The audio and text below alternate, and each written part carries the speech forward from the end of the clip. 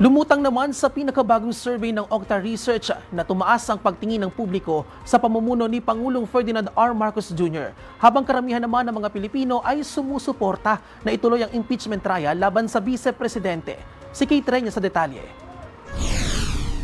Sa pinakabagong tugon ng masa survey na inilabas kamakailan ng Okta Research para sa unang quarter ng 2026, makikita ang pag-angat ng tiwala at performance rating ni Pangulong Ferdinand R. Marcos Jr. kumpara sa nakaraang quarter ng nagdaang taon. Sa National Capital Region, nasa 51% ng mga Pilipino ang tiwala sa Pangulo, habang 59% naman sa Balance Luzon, 54% sa Visayas at 45% sa Mindanao.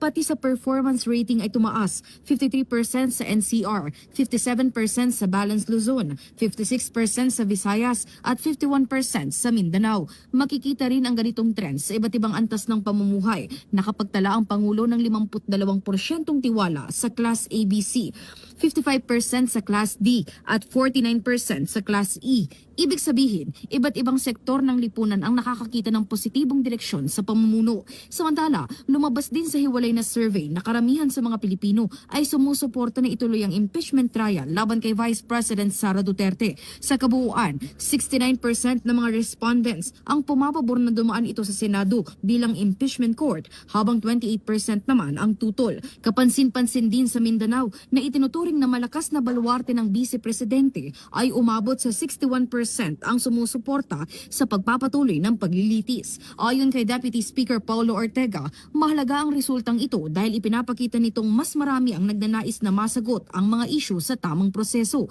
Dagdag pa niya, ang suporta ay nakikita rin sa lahat ng antas ng Pilipino mula Class ABC hanggang Class E. Para kay Ortega, senyalis ito na may tiwala ang publiko sa mga institusyon at sa prosesong nakasaad sa batas. Mas magiging malinaw din anya ang panawagan sa isyu na hayaang lumabas ang buong katotohanan. Para sa totoong balita sa Bagong Pilipinas, Kate Renya, Congress News.